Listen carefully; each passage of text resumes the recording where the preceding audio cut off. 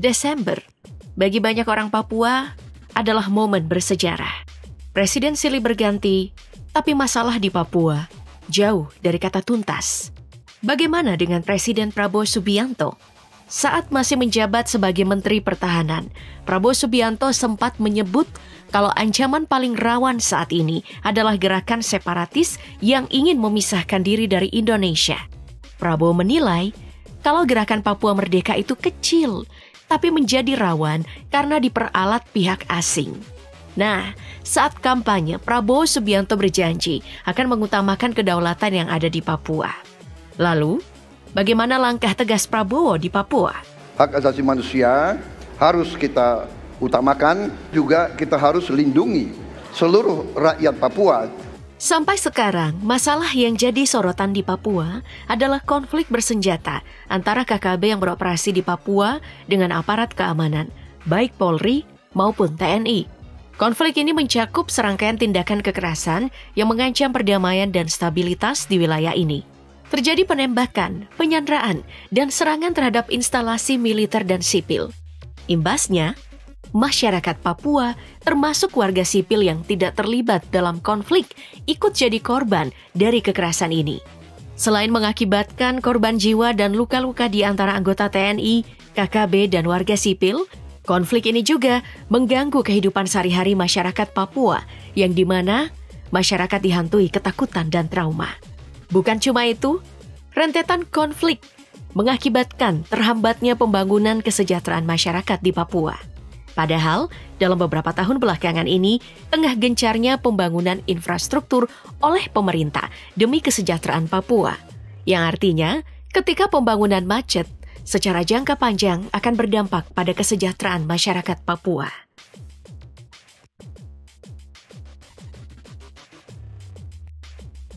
Sebenarnya ada banyak faktor jadi penyebab ketidakpuasan sebagian masyarakat Papua terhadap pemerintah pusat yang didasari oleh sejarah panjang ketidakpuasan terhadap pemerintahan sentral. Isu-isu seperti otonomi, hak asasi manusia, ketimpangan ekonomi, serta akses terbatas terhadap pendidikan dan layanan kesehatan jadi pemicu utama terjadinya konflik. Faktor eksternalnya, adanya dukungan dari pihak-pihak di luar Papua yang mendukung gerakan separatis juga turut memperkeruh situasi. Dukungannya itu berupa dorongan isu Papua di forum PBB, kemudian bantuan suaka politik, dana, serta logistik.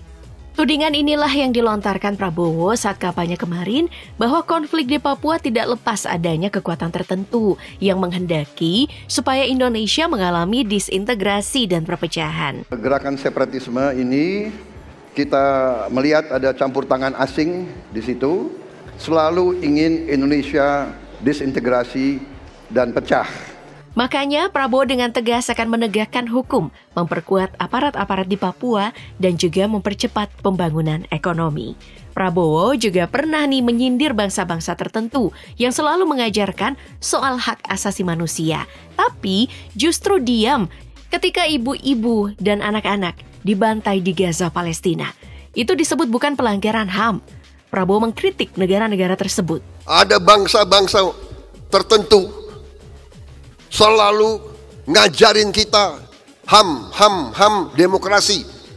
Tetapi di Gaza, ribuan anak, ribuan ibu-ibu dibantai, dibunuh, dibom. Mereka diam. Mereka bilang itu bukan pelanggaran HAM. Seperti yang kita tahu, beberapa negara kerap mengkritik dugaan pelanggaran HAM yang terjadi di Papua. Seperti Australia, Austria, Jerman, dan Meksiko. Dalam beberapa kesempatan, negara-negara ini kerap menyuarakan keprihatinannya soal kurangnya pertanggungjawaban atas pelanggaran HAM yang dilakukan oleh pasukan keamanan Indonesia di Papua Barat. Atau Vanuatu misalnya, negara ini bisa dibilang rutin menyerang Indonesia mengenai HAM masyarakat di Papua di sidang Majelis Umum PBB. Bukan cuma Vanuatu, negara-negara di Kepulauan Pasifik lainnya juga mengkritik catatan HAM Indonesia di Papua dan Papua Barat. Kritik ini dilakukan sudah sejak tahun 2016. Kritikan terhadap Indonesia pernah ditanggapi keras oleh diplomat perwakilan Indonesia, Silvani Austin Pasaribu, yang menyebut kalau Vanuatu terlalu ikut campur dengan urusan Indonesia. It is shameful that this single country continues to have excessive. Menurut Prabowo juga, bangsa Indonesia terlalu kagum dengan berbagai hal yang selalu diajarkan oleh negara-negara lain. Hal ini menurutnya membuat sisi bangsa Indonesia tidak percaya diri dalam menentukan sikap. Makanya, Prabowo menggalang dukungan dari banyak pihak, salah satunya dari Papua Nugini. Prabowo meminta soal kerjasama dua negara dalam menjaga perbatasan, khususnya dalam mengantisipasi pergerakan organisasi Papua Merdeka. Diketahui, Indonesia dan Papua Nugini berbagi wilayah perbatasan darat sepanjang kurang lebih 770 km. Di sepanjang garis batas itu, banyak jalur-jalur tikus yang kerap menjadi jalur perlintasan ilegal dan penyelundupan barang-barang ilegal.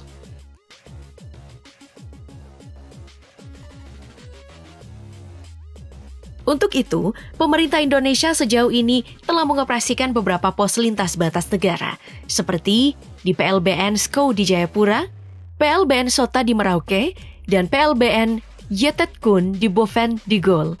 Tujuannya menjaga kedaulatan bangsa Indonesia. Bukan cuma itu, penguatan operasi intelijen untuk memantau aliran dana dan logistik yang masuk ke KKB. Itu karena dalam beberapa tahun belakangan yang jadi pertanyaan banyak pihak, dari mana sumber dana KKB di Papua? Mengingat tidak sedikit uang yang dibutuhkan untuk membeli senjata api dan amunisi. Menjawab pertanyaan tersebut selama ini diduga ada oknum pejabat pemerintah hingga perampasan dana desa dan dana dari asing yang jadi sumber pendanaan KKB. Namun, sejauh bukti yang ada hanya mengarah pada dana dari kawasan penambangan emas ilegal di beberapa kabupaten di Papua. Jauhnya lokasi penambangan ilegal membuat pengawasan dari aparat keamanan sangat minim sehingga hal ini dimanfaatkan KKB untuk bebas melakukan penambangan ilegal dan memperoleh dana. Tapi sempat pada tahun 2021, polisi menemukan beberapa buku tabungan dan belasan kertas resi bukti transfer ke pihak-pihak yang diduga jaringan penjual senpi yang nilainya mencapai 1,3 miliar rupiah lebih. Salah satu buku agenda berisi catatan bantuan uang tunai dari Pemda Puncak senilai 600 juta rupiah untuk pimpinan KKB. KPK juga sempat mendalami dugaan adanya aliran dana dari Gubernur Papua, Lukas NMB, kepada kelompok separatis di Papua. Namun, tidak ada bukti yang kuat soal ini. Lalu bagaimana dengan kebijakan di Papua sekarang? Menteri Pertahanan Syafri Syamsuddin berkomitmen untuk menjaga stabilitas dan keamanan. Syafri Syamsuddin menegaskan pentingnya Papua dalam konteks geopolitik, geostrategi, dan geoekonomi bagi negara kesatuan Republik Indonesia. Ia mengatakan Papua memiliki posisi strategis dan sangat vital. Makanya, Syafri menekankan Papua harus punya sistem pertahanan yang tangguh dan siap menghadapi segala potensi ancaman. Namun, pemerintah akan tetap mengedepankan pendekatan yang komprehensif. Pertama, penting untuk memperbaiki dialog antara pemerintah pusat dan masyarakat Papua, serta mendengarkan aspirasi dan kebutuhan mereka dengan lebih baik.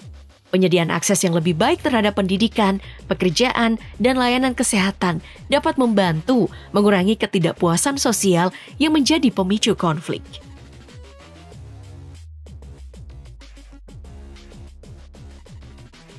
Nah sekarang, Prabowo lewat Kementerian Transmigrasi berencana untuk menghidupkan kembali transmigrasi ke Papua. Pemerintah menganggap program ini bisa mendorong pertukaran teknologi pertanian untuk mewujudkan pemerataan kesejahteraan daerah-daerah. Hanya saja, ada kekhawatiran kalau program ini justru memicu konflik baru dan merusak kepercayaan masyarakat Papua. Konflik baru yang dimaksud adalah masalah pembagian lahan.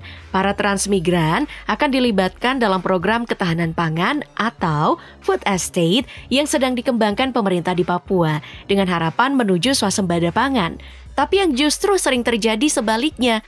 Transmigrasi dalam rentetan sejarahnya justru meminggirkan dan mendepopulasi orang asli Papua. Dan jika program ini tetap diterapkan, taruhannya kepercayaan masyarakat terhadap otonomi khusus yang diberikan pemerintah pusat di Papua. Dan semisal program transmigrasi ini dijalankan, tidak ada jaminan keamanan bagi transmigran di tengah konflik yang masih berlangsung di Papua.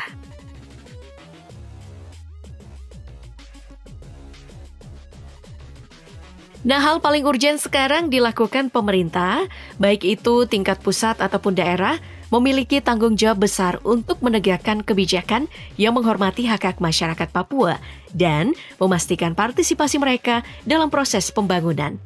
Hal ini melibatkan pembentukan kebijakan yang sensitif terhadap kebutuhan lokal, serta membangun sistem pendidikan dan kesehatan yang memadai untuk masyarakat Papua. Nah, selain itu, kolaborasi yang erat antara pemerintah, LSM, dan komunitas internasional juga diperlukan untuk menciptakan lingkungan yang kondusif bagi perdamaian. Mereka harus bekerja sama untuk mengatasi ketidakadilan, merawat lingkungan, dan membangun kepercayaan di antara semua pihak yang terlibat. Nah, di samping itu, diperlukan tetap upaya untuk meningkatkan keamanan dan penegakan hukum di wilayah Papua, serta memutus rantai pasokan senjata dan dukungan finansial kepada KKB. Langkah-langkah ini harus didukung oleh pembangunan ekonomi yang inklusif dan program rekonsiliasi untuk memperkuat perdamaian dan persatuan di Papua. Melangkah ke masa depan Papua yang damai dan berkelanjutan bukanlah mimpi semata. Dengan tekad yang kuat dan komitmen yang tulus dari semua pihak, kita dapat mewujudkan visi perdamaian abadi untuk Papua yang kita cintai.